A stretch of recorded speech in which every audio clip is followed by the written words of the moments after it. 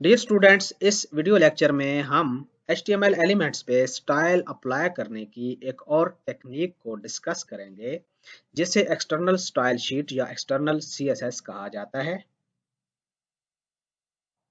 जैसा कि आपको मालूम है कि वेबसाइट बहुत सारे वेब पेजेस पर मुश्तमिल होती है, तो आपको ऐसी ज़रूरत पेश आ सकती है जब आप सेट ऑफ स्टाइल्स को मुख्तलिफ HTML पेजेस में मौजूद एलिमेंट्स पे अप्लाई करना चाहें।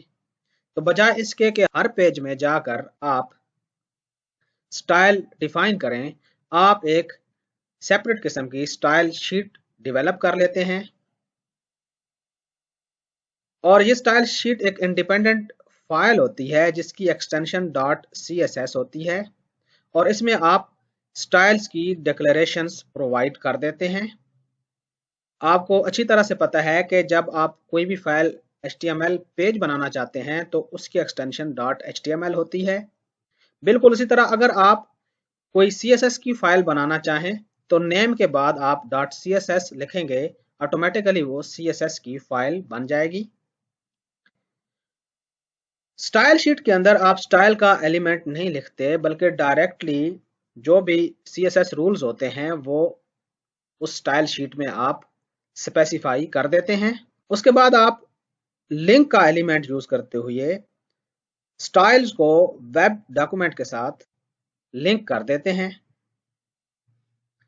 आप एक से ज्यादा स्टाइल शीट को भी with in one page link कर सकते हैं और आप हर स्टाइल शीट को लिंक करने के लिए लिंक का एलिमेंट अलहदा से लिखेंगे। इसका सिंटैक्स देख लेते हैं। ये देखें, आपको एक अलहदा से फाइल क्रिएट करनी है, style.css यानी उसकी एक्सटेंशन .css होगी। यहाँ पर आप जो भी CSS रूल्स अप्लाई करना चाहते हैं वो यहाँ पर आप राइट कर देंगे। देखें, हमने ये कुछ रूल्स लिखे हैं। P के लिए एलिमेंट सेलेक्टर यूज करते हुए, कुछ H1 के लिए लिखे हैं, H1 का एलिमेंट सेलेक्टर यूज करते हुए, और ये तरीकाकार तकरीबन सेम है जैसे हमने इंटरनल CSS में रूल्स लिखे थे, बिल्कुल उसी तरह हमने यहाँ पर लिख देने हैं। लेकिन यहाँ पर हमने स्टाइल का एलिमेंट यूज नहीं करना, हमने सिंपली ये 3 स्टेटमेंट्स नोटपैड फाइल ओपन करके लिख देनी है और उस फाइल को style.css के साथ स्टोर कर देना है अपने फोल्डर में। फिर अगर हम इस स्टाइल को किसी पेज में यूज करना चाहें तो जैसे ये हमारे पास एक demo.html है, हेड के टैग के अंदर आपने ये एक और टैग यूज करना है। ये सेल्फ क्लोजिंग एलिमेंट है, लिंक REL यानी जो डॉक्यूमेंट आप इस पेज के साथ लिंक कर रहे हैं उसका क्या रिलेशनशिप है, स्टाइल शीट है वो। टाइप क्या है, text.css यानी इस डॉक्यूमेंट की जो टाइप है वो text/css है। href, अब डॉक्यूमेंट का सोर्स कौन सा है, style.css, आपने यहाँ पर डॉक्यूमेंट स्पेसिफाई कर दिया। अब इस पेज को लिंक करने के बाद जो ये वाले स्टाइल्स हैं वो ऑटोमेटिकली इसमें मौजूद एलिमेंट्स पे अप्लाई हो जाएंगे। इसको हम प्रैक्टिकल एग्जांपल की मदद से समझते हैं। हम यहाँ पर नोटपैड में इसकी कोडिंग करते हैं और फिर हम देखेंगे कि क्या आउटपुट इसकी आएगी। Open notepad.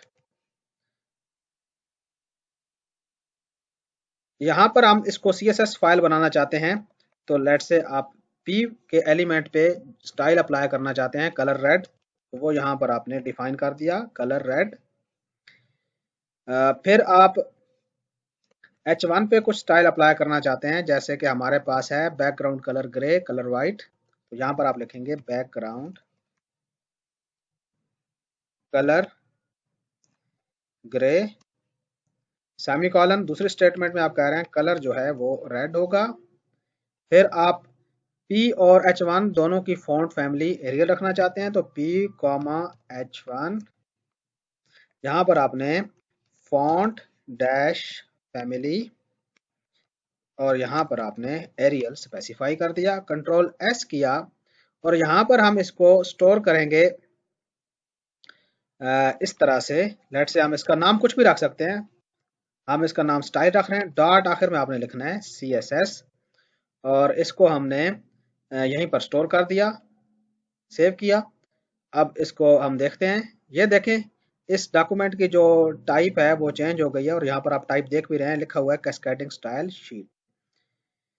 अब हम इस स्टाइल को लिंक करना चाहते हैं डेमो पेज से, तो हम यहाँ पर एक और पेज क्रिएट कर लेते हैं, HTML डेमो पेज क्रिएट करते हैं। सबसे पहले HTML का टैग क्लोज किया। यहाँ पर हमारे पास हेड का टैग हमने लिखना है, हेड क्लोज कर दिया। यहाँ पर हमने बॉडी लिखा और बॉडी का क्लोजिंग टैग। यहाँ पर हम इस शीट को लिंक करना चाहते हैं तो यहाँ पर लिखेंगे लिंक, REL में हम लिखेंगे स्टाइल शीट और टाइप में हम लिखेंगे text/CSS और href में हम लिखेंगे style.css। ये दोनों एक ही वर्किंग डायरेक्टरी में मौजूद हैं। अगर ये किसी और फोल्डर में मौजूद होता तो हमें वही कॉन्सेप्ट जो रिलेटिव और एब्सोल्यूट पाथ में हम सीखे वही अप्लाई करने होंगे। जिस तरह इमेज का सोर्स आप बताते हैं या किसी भी डॉक्यूमेंट का लिंक करते हुए आप देखते हैं तो वही सारे कॉन्सेप्ट यहाँ पर यूज होंगे। ये हमारा सेल्फ क्लोजिंग टैग है। बस जी हमारी ये स्टाइल शीट style.css इस पेज के साथ लिंक हो गई। अब अगर हमारे पास कुछ यहाँ पर पैराग्राफ हैं, दिस इज ए पैराग्राफ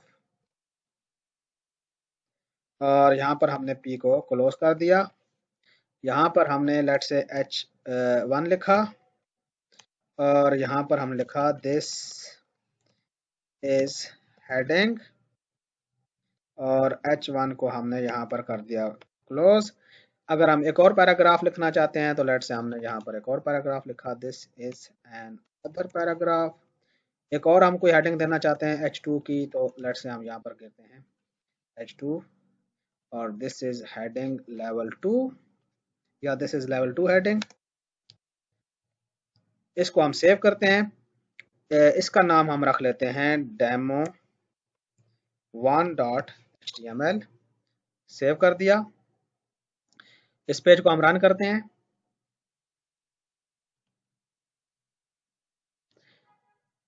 और ये देखें वो सारे स्टाइल अप्लाई हो चुके हैं जो हम चाह रहे थे। ये वाले सारे स्टाइल अगर एक पेज की हद तक बात हो तो इंटरनल CSS के कंसेप्ट को यूज करके भी हम अप्लाई कर सकते हैं। लेकिन अगर हमारे पास एक और पेज हो और उसमें भी हम ये वाले स्टाइल अप्लाई करना चाहें तो एक्सटर्नल CSS एक बेहतर ऑप्शन है। हम लेट से एक और पेज डेवलप करते हैं। ये वाला कोड हम कॉपी कर लेते हैं, न्यू Ctrl+V और इसमें हम कह देते हैं this is paragraph in demo2 page. बाकी इसको हम लेट से नहीं लिखते, इसको नहीं लिखते, this is level 1 heading in demo2 page. इसको भी हम सेव कर लेते हैं और इसका नाम हम रख लेते हैं demo2.html। सेव किया। अब ये हमारा demo2 का पेज है और इसमें बिल्कुल उसी तरह हमने स्टाइल को लिंक किया है।